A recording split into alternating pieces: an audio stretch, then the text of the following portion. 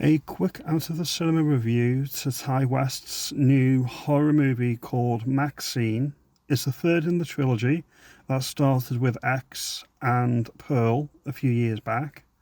This one again stars Mia Goth. So, is it any good? And what are my thoughts? It is good. I would still say Pearl is my favourite, but this one is damn good film. If you like the first two, you will like this one. Things to note about the movie that I liked. I like the style of the movie, the way it's shot, the atmosphere is really, really well played. I think that Mia Goth is brilliant in the lead in this particular movie, but she's helped by great support in Elizabeth Debicki as a film director, and Kevin Bacon is surprisingly really good in it. He's calling back to his horror roots with this one because he was in Friday the 13th all the years back, and Tremors. He is known for some of his genre work.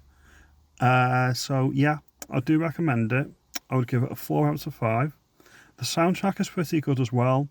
It feels like an early Michael Mann movie, such as Manhunter. That is a Hannibal Lecter picture from the 80s, but it's got a similar type of vibe. Now, each of these movies, while they are a trilogy, it's actually quite unconventional because each movie feels of its own, but they are broadly connected to the wider whole. So it's not like Lord of the Rings, where each of the movies is clearly a continuation of the previous one. Each of these movies is quite self-contained in its own story, but they do contribute to the wider picture when you watch them back to back. So, I would recommend that you go and see it. I would recommend that you see it on a big screen, and I would recommend that you take other like-minded people that do enjoy the horror genre as well. I would be buying it on DVD or Blu-ray when it does come out, and what else can I say about it? But go and see it. Ty West is definitely one to be watching. I was thoroughly entertained all the way through. It does drag slightly in the middle. It does drag slightly. It could have been tightened up, maybe, a bit more disciplined editing.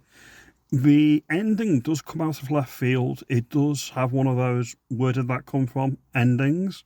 But in the context of the movie, it makes sense once you think about it afterwards. So I would recommend that you see it quickly before it comes to home video. It is worth going out to see on the big screen. Thank you for your time, and I'll see you in the next video.